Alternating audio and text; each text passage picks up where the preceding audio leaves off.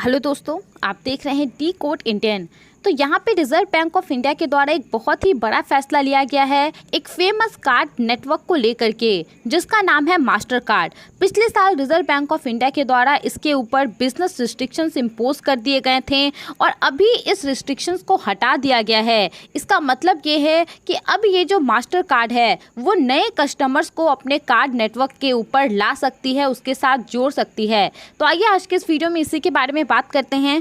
Basically यहाँ पे reserve bank of India ने आज यानी कि 16 जून को ये जो भी बिजनेस रिस्ट्रिक्शंस इम्पोज किए गए थे मास्टर कार्ड के ऊपर, उसको हटा दिया है तकरीबन 1 साल के बाद। और आरबीआई ने ऐसा इसीलिए किया है क्योंकि आरबीआई के द्वारा जो भी कंप्लायंसेस बताई गई थी मास्टर कार्ड को, उनके द्वारा वो सभी कंप्लायंसेस की गई, वो सभी नियमों का पालन किया गया, जिससे आरबीआई यहाँ पे सेटिस्फाइड है। तो आरबीआई ने यही रीज़न दिया है कि मास्टर कार्ड ने एक सेटिस्फैक्ट्री कंप्लायंस को अचीव कर लिया है, जिसके बाद ये फैसला लिया गया है। आप देख सकते हैं CNBC TV 18 का आर्टिकल है ये। RBI lifts restrictions on master card allows on boarding of fresh customers. तो ये जो रिस्ट्रिक्शंस को अभी हटा दिया गया है मास्टर कार्ड के ऊपर से, इसका सिंपल सा मतलब ये है कि अब मास्टर कार्ड नए कस्टमर्स को ऑनबोर्ड कर सकती है। अभी तक इसी चीज़ से मास्टर कार्ड को यहाँ पे बैन कर दिया गया था कि मास्टर कार्ड नए कस्टमर्स को नहीं जोड़ सकती है अपने कार्ड नेटवर्क के साथ। बैंकों को यहाँ पे कहा गया था कि वो मास्टर कार्ड सपोर्टेड जो डेबिट या फिर क्रेडिट कार्ड होता है उसको इशू नहीं कर सकती है। तो यहाँ पे इसी रिस्ट्रिक्शन को हटा दिया गया है।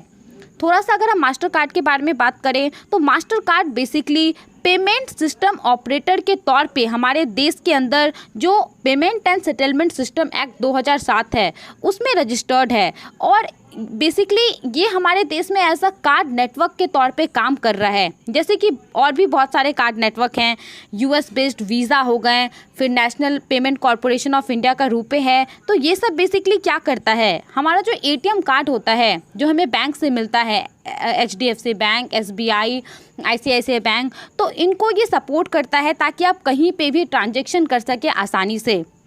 तो यहाँ पे ये जो मास्टर कार्ड है वो भी एक प्रकार का कार्ड नेटवर्क है, US बेस्ड ये एक कंपनी है और बेसिकली यहाँ पे ये एक मेजर कार्ड इशूइंग एंटिटी है भारत के अंदर। तो इसको लास्ट ईयर यहाँ पे बैन किया गया था। अब आपको लग रहा होगा कि सिर्फ मास्टर कार्ड को ही बैन किया गया था, तो ऐसा नहीं है। यहाँ पे मास्टर कार्ड तीसरी कंपनी थी जिसको कि आरबीआई ने बैन किया था कि वो नए कस्टमर्स को ऑनबोर्ड नहीं कर सकती है। मास्टर कार्ड के अलावा American Express banking corporation, Diners Club International, इनको भी बैन किया गया था और इन सभी को बैन करने का एक ही रीज़न था, डेटा स्टोरेज इशू। इनके द्वारा जो डेटा स्टोरेज नॉर्म है इंडिया का, तो उनको ये फॉलो नहीं कर पा रहे थे अच्छे से, इसलिए इनके ऊपर रिस्ट्रिक्शंस इम्पोज किए गए थे। अब अगर हम पर्टिकुलरली बात करें मास्टर कार्ड के बारे में कि इसको क्यों बैन किया गया था, तो लास्ट ईयर इसको 14 जुलाई को बैन किया गया था, 14 जुलाई 2021 को। और आरबीआई का ये कहना था, जब आरबीआई ने इनको बैन किया था तो आरबीआई ने बेसिकली कहा था कि मास्टर कार्ड के ऊपर जो भी रिस्ट्रिक्शंस इम्पोज किए जा रहे हैं उसका मतलब ये है कि मास्टर कार्ड अब नए डोमेस्टिक कस्टमर्स को नहीं अपने साथ जोड़ सकती है। मतलब कि भारत का जो भी कस्टमर चाहेगा कि उसको मास्टर कार्ड का एक master card supported debit card चाहिए तो वो नहीं ले सकता था। इस चीज़ के लिए आरबीआई ने बैन कर दिया था, जिसमें कि डेबिट कार्ड था, क्रेडिट कार्ड था और जो प्रीपेड कार्ड होता है, उन सब चीज़ों के लिए भी आरबीआई ने यहाँ पे रिस्ट्रिक्शंस इम्पोज कर दिए थे। और यहाँ पे बेसिकली ये रिस्ट्रिक्शन इम्पोज क्यों किया गया था, क्योंकि जो मास्टर कार्ड है उनके द्वारा आरबीआई का एक सर्कुलर था storage of payment system data को लेकर के, तो उस सर्कुलर को मास्टर कार्ड ने यहाँ पे नहीं माना था, उसका उल्लंघन किया था। इसको लेकर के बेसिकली आरबीआई ने ये डिसीजन लिया था। अब वो सर्कुलर क्या था, तो वो अप्रैल 2018 का सर्कुलर था storage of payment system data को लेकर के, जिसके अंतर्गत कहा गया था कि जितनी सारी भी फॉरेन पेमेंट ऑपरेटर्स हैं जैसे कि मास्टर कार्ड, वीज़ा, तो इनके द्वारा हमारा और आपका जो भी कार्ड डिटेल स्टोर किया जा रहा है और जो भी कस्टमर रिलेटेड डेटा स्टोर किया जा रहा है, तो उनको वो भारत के अंदर ही फिजिकली जो एक सर्वर प्रेजेंट है उसके अंदर रखें। ये जितने सारी भी डेटा ये लोग कलेक्ट कर रहे हैं इसको वो अब्रॉड नहीं भेजें।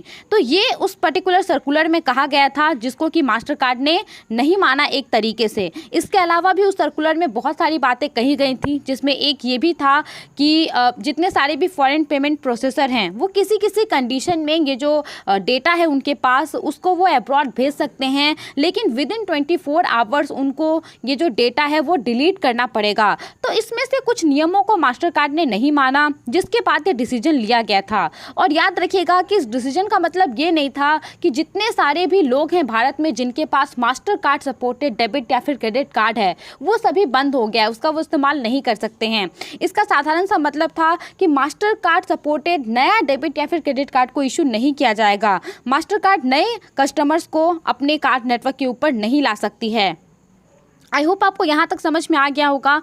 अब अभी क्या न्यूज़ है, तो यहाँ पे बेसिकली जो रिजर्व बैंक ऑफ इंडिया है उन्होंने एक स्टेटमेंट जारी किया है और उन्होंने इस स्टेटमेंट में कहा है कि हमारे द्वारा 2018 में जो सर्कुलर इशू किया गया था storage of payment system data को लेकर के, और जिसके वजह से हमने जो मास्टर कार्ड है उसके ऊपर हमने रिस्ट्रिक्शंस इम्पोज किए थे 14 जुलाई 2021 को कि वो नए डोमेस्टिक कस्टमर्स को ऑनबोर्ड नहीं कर सकती है, तो इसको अभी हम लोग यहाँ पे हटा रहे हैं। ऐसा हम लोग इसीलिए कर रहे हैं क्योंकि जो master card Asia Pacific private limited है, अब देखिए जब हम लोग मास्टर कार्ड के बारे में बात करते हैं तो इसका मतलब ये नहीं कि सिर्फ इंडिया में काम करती है, ये एक बहुत बड़ी कंपनी है ग्लोबल लेवल पे, तो अलग अलग रीजन में इसका अलग अलग कंपनी है। तो यहाँ पे इंडिया के अंदर जो कंपनी काम कर रही है master card Asia Pacific private limited, तो उसको लेकर के आरबीआई ने इसके ऊपर रिस्ट्रिक्शंस इंपोज किए थे और अभी इसी के ऊपर से रिस्ट्रिक्शंस हटाए हैं। तो बेसिकली आरबीआई ने कहा है कि master card Asia Pacific private limited के द्वारा जो कंप्लायंसेस की जा रही है उससे हम लोग सेटिस्फाइड हैं और इसके बाद हमने ये डिसीजन लिया है। तो साधारण सा बात है कि अब इसके बाद जितनी सारी भी बैंक है वो मास्टर कार्ड सपोर्टेड डेबिट या फिर क्रेडिट कार्ड आपको इशू करेगी। आई होप आपको ये सारी बातें समझ में आ गई होंगी। आप इन सब के बारे में क्या सोचते हैं, हमें अपना ओपिनियन जरूर बताएं।